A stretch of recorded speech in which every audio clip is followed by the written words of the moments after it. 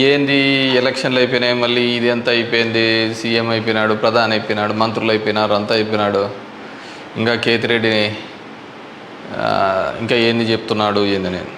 సరే, the beauty of democracy, ప్రజాస్వామ్యం వర్ధిల్లాలని పెద్ద పెద్ద స్టేట్మెంట్లు ఇస్తూ ఉంటాం, అతిపెద్ద డెమోక్రటిక్ నేషన్ అని చెప్తూ ఉంటాం. కానీ ప్రతి చోట కూడా ఏం జరుగుతుంది, ఏం జరిగిందని నేను 2014లో చూసా. దొంగ ఓట్ల ఎక్కించుకునే కార్యక్రమం, దాని మీద విపరీతంగా ఫైట్ చేయడం జరిగింది. తర్వాత దాన్ని ఆధార్ కార్డుతో లింక్ చేయాలని తీసుకున్నారు, కానీ మ్యాండేటరీ కాదు అనేది కూడా ఒక లింక్ పెట్టి తీసుకున్నారు. ఎందుకంటే మనకు అలా దరిద్రం ఉంది.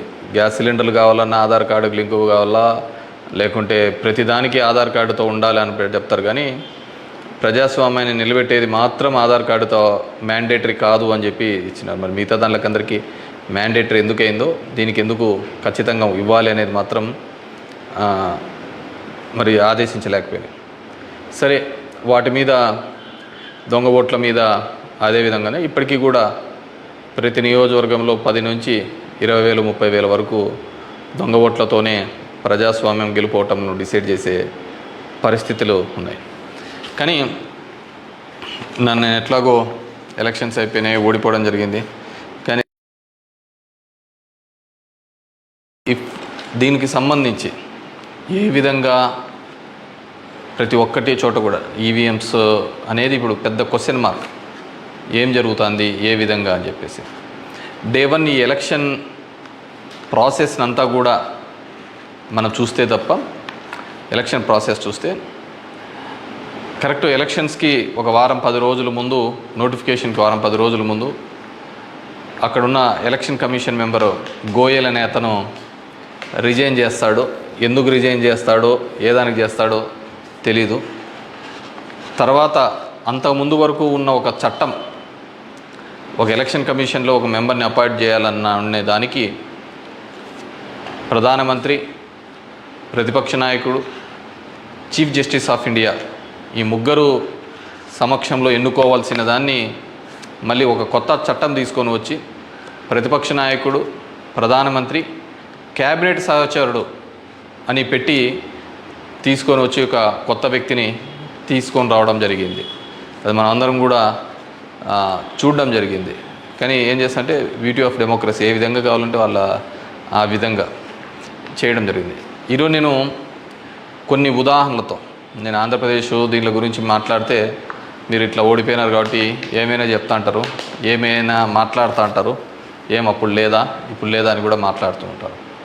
నేను ఇంతకుముందు కూడా చెప్పా, ఏ విధంగా కేవలం ఒకటి మాత్రమే ప్రశాంత్ కిషోర్ ఏ విధంగా చెప్తాడు, కేకే సర్వే అనే వాళ్ళు ఏ విధంగా చెప్తారు, లేకుంటే అశ్విని దత్ అనే అతను ఏ విధంగా చెప్తాడు 160 అని చెప్పేసి. ఎందుకంటే ప్రజల నాడి ఎవరికి దొరకలేదు, అందలేదు అనేది వాస్తవం.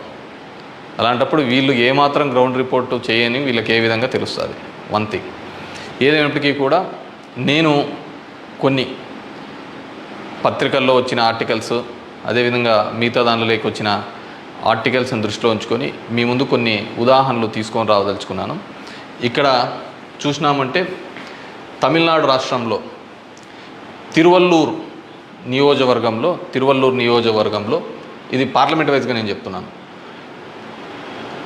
టోటల్ 14,30,738 ఓట్లు పోల్ అయింటే, కానీ ఈవీఎం మాత్రం కౌంట్ చేసినప్పుడు 14,13,941 ఓట్లు 47 ఓట్లు చూపించాడు. అంటే 16,791 ఓట్లు కౌంటింగ్ చేసిన దానికంటే పోలైన ఓట్లు తక్కువగా ఉన్నాయి తిరువల్లూరు అనే విధంగా. అదేవిధంగా అస్సాంలో చూస్తే 10,760 ఓట్లు తగ్గినాయి. అంటే వీళ్ళు కౌంట్ చేసిన దానికి, వీళ్ళు ఈవీఎంలో ఇచ్చిన దానికి పోలింగ్ అయిన దానిలోకి చూస్తే, పోలింగ్ అయినది చూస్తే 12,40,306 అయితే ఈవీఎంలో కౌంట్ చేసిన దానిలకు 12,29,546 ఓట్లు ఉన్నాయి, 10,760.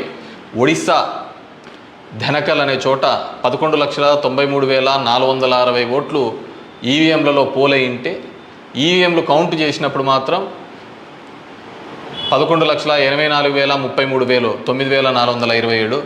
అదేవిధంగా గుంటూరు మన ఆంధ్రప్రదేశ్లో చూస్తే 14,11,989 పోలయింటే కౌంటింగ్ చేసినప్పుడు 14,04,061 ఓట్లు 7,928 ఓట్లు పోలైన దానికంటే ఈవీఎంలలో తక్కువగా కనపడడం జరిగింది. అదేవిధంగా ఎక్సెస్ వచ్చినాయి, అంటే పోలైన దానికంటే ఈవీఎంలలో ఎక్సెస్ రావడం జరిగింది. ఆ సంఖ్య చూస్తే అస్సాంలో కరీంగంజ్ అనే చోట చూస్తే 11,36,538 ఈవీఎంలలో పోలయింటే ఎంచే టైంకి 11,40,349 అంటే 3,011 ఓట్లు పెరిగినట్టు కనపడినాయి. అదేవిధంగా ఒంగోలులో చూస్తే ఈ 13,99,707కి కౌంట్ చేసినప్పుడు 14,11,174 ఓట్లు. అదేవిధంగా ఒడిశా దాంట్లో బలాస్పూర్, మధ్యప్రదేశ్లో మండ్లా, అదేవిధంగా బీహార్లో బుక్సర్, ఇవన్నీ చోట పోలైన ఓట్ల కంటే ఈవీఎంలలో పెరిగిన ఓట్లు ఇవి. అదేవిధంగా ఇక్కడ పోలైన ఓట్ల కంటే ఇక్కడ తగ్గిన ఓట్లు. ఇది ఓవరాల్గా కూడా చెక్ చేసుకుంటే వచ్చిన విషయం. రెండో దానికి చూస్తే టోటల్ ఈ విధంగా చూస్తే దేశవ్యాప్తంగా 140 నియోజకవర్గాల్లో ఈ విధమైన ఓటు డిఫరెన్సెస్ జరిగినట్టు మొత్తం దీనిలో ఫామ్ 17సికి దీనిలో చెక్ చేసిన చోట మనము చూడడం జరిగింది. పైకెత్మ అదేవిధంగా ఈ విధంగా 16,000 ఓట్ల నుంచి ఈ విధంగా చేయడం జరిగింది. మే 25 ఈసీ రిలీజ్ చేసిన దాని ప్రకారము ఒక్క నిమిషం, ఇవన్నీ కూడా చిన్నవి మాక్ ఓటింగ్లలో జరిగినవి ఇవన్నీ అని చెప్పేసి వాళ్ళు చెప్పడం జరిగింది. ఇంకా ఏమంటే ఫామ్ 20 ఇంకా ఇంతవరకు ఆన్లైన్లో కూడా అప్లోడ్ కాలే. మామూలుగా ఇవన్నీ ఆన్లైన్లో అప్లోడ్ కావాల్సిన విషయం. ఎందుకో అవన్నీ చెప్పచ్చు, లక్షల మెజార్టీలలో వస్తున్నప్పుడు ఈ 1000, 2000, 3000 ఎందుకు ఈ విధంగా అని చెప్పేసి నేను దానిలో కూడా కొన్ని ఉదాహరణలు చెప్తాను. దీనిలో సంబంధించి చూస్తే మొదటిది ముంబై నార్త్ వెస్ట్ మహారాష్ట్ర దానికి సంబంధించి మొత్తం ఈవీఎంలలో పోలైన ఓట్లు 9,51,580 ఓట్లు మొత్తం పోలైనాయి. కానీ ఈవీఎంలు లెక్కేసినప్పుడు దాంట్లో 9,51,582 ఓట్లు ఈవీఎంలో మాత్రం కౌంటెడ్గా కనిపినాయి. అంటే ఆడ లెక్క చేసిన దానికి దీనిలకు సంబంధించి తేడా కనపడడం జరిగింది. కానీ అక్కడ ఏం జరిగిందంటే శివసేన యూబీటీ అభ్యర్థి డిఫీటింగ్ అమోల్ గజనాన్ అనే అతన్ని 48 ఓట్లతో మాత్రమే అక్కడ ఓడించడం జరిగింది. అదేవిధంగా సెకండ్ కేసులో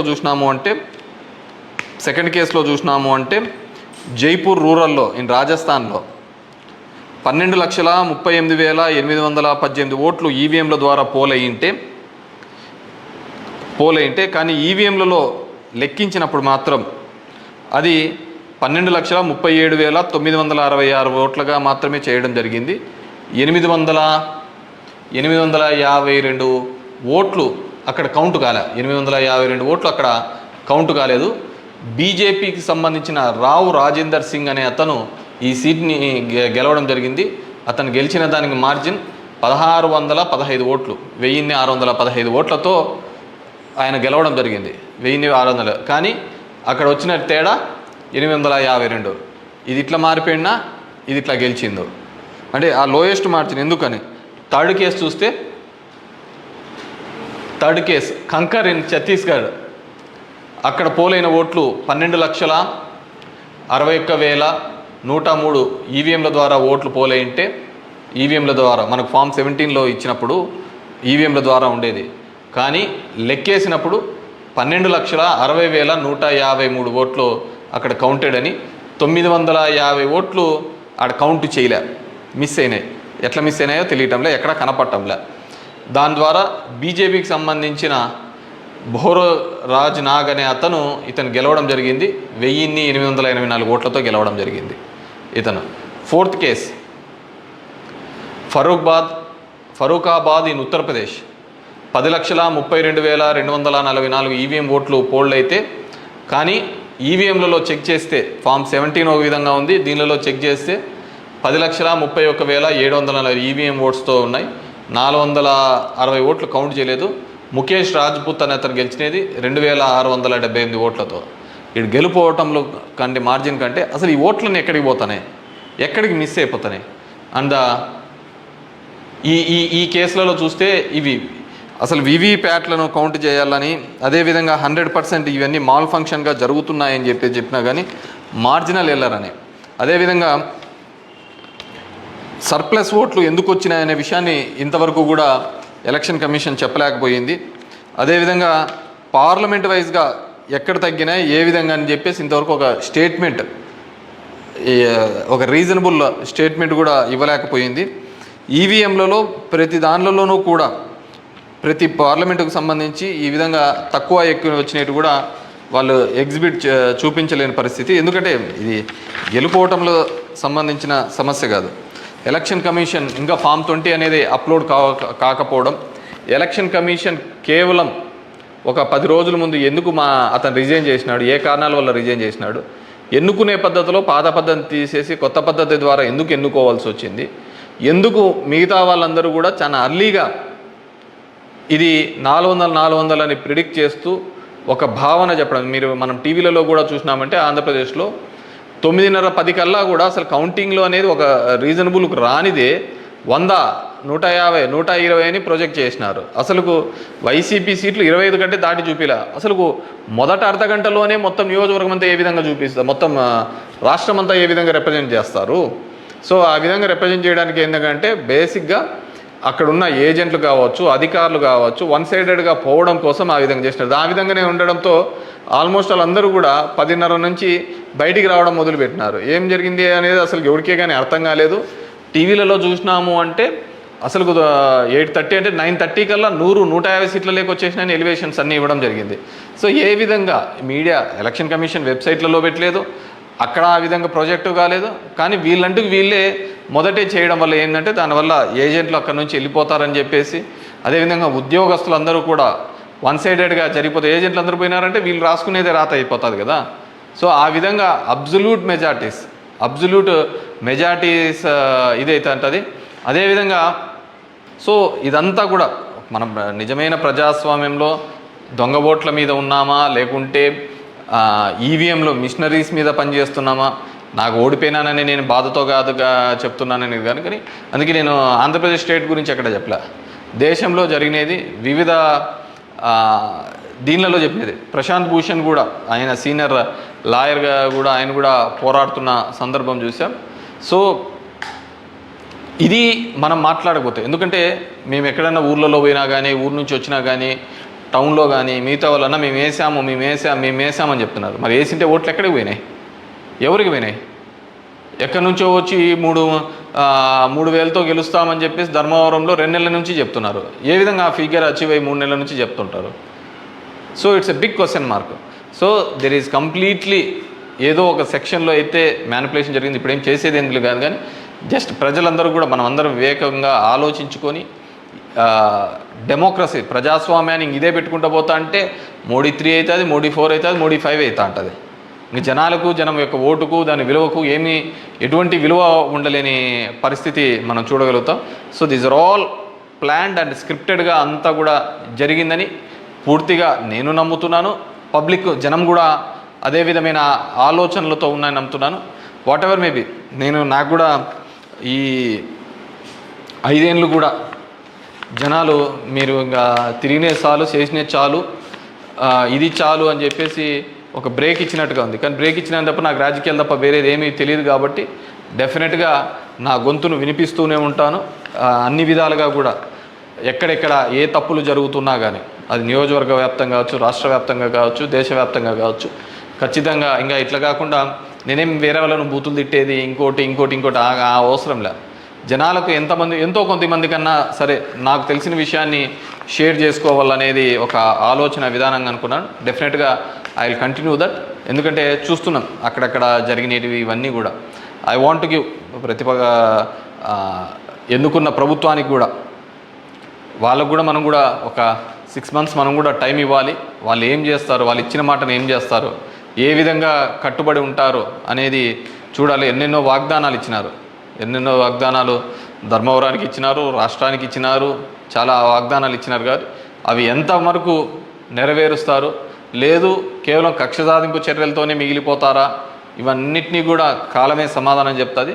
సో అప్పుడు end of the day who is the best అనే పద్ధతికి మనం అందరం కూడా మాట్లాడుకుంటామని చెప్పేసి తెలియజేసుకుంటూ, ఈ ఈవీఎంస్లో జరిగిన ప్రతి ఒక్కటి కూడా మీ దృష్టికి తీసుకొని రావాలనే ఒక ఆలోచన. నాకు తెలిసిన డిఫరెంట్ పేపర్లలో ఆర్టికల్స్ డిఫరెంట్ వాళ్ళు ఇచ్చిన ఇన్పుట్స్ ప్రకారం నేను చెప్తున్నాను. సో ప్రతి ఒక్కరికి ఓటు హక్కు కల్పిస్తానన్న ఈసీ మరి ఇన్ని టోటల్ ఓట్లు వేసిన దానిలో చూస్తే దేశవ్యాప్తంగా 362 నియోజకవర్గాల్లో 5,54,598 ఓట్లు మిస్ అయినాయి, కనపడటం లేదు. అది అంటే అది హెచ్చు తగ్గుల్లో కావచ్చు, దీనిలో కావచ్చు, కరెక్ట్గా రాకుండా అన్ని ఓట్లు మిస్ అయినాయి. మరి ఈ ఓట్లని ఎక్కడికి పోయినాయి? సో ఇదే పద్ధతిలోనే మొత్తం నడవాల్సిన పరిస్థితే అనేది కూడా మనమందరం కూడా ప్రజాస్వామ్యంలో ఉన్న ప్రతి ఒక్కరు కూడా మనమందరం కూడా ఆలోచించుకొని భవిష్యత్తులో దీని మీద మాట్లాడకపోతే నిశ్శబ్దంగా ఉన్నాము, వచ్చింది మన గవర్నమెంట్ ఎగలాడదామని, ఇంకోటి వచ్చింది ఇది అని చెప్పేసి వాళ్ళు చేసినారు. సరే, సదరన్ పార్ట్ ఆఫ్ ఇండియాలో కొత్తగా తీసుకొని వచ్చినారు, కులం మతం అనే దాని మీద రాజకీయం తీసుకొని వచ్చినారు. కానీ ఇవన్నిటినీ కూడా ఆలోచించాలి. డెమోక్రసీని మళ్ళీ మనమందరం కూడా నిలబెట్టాలి అంటే కూడా ఇవన్నిటినీ కూడా ప్రజలు ఆలోచించుకొని వారి గలమిప్పి వారందరూ కూడా వీటి మీద మాట్లాడాల్సిందిగా కోరుతున్నాను. Thank you.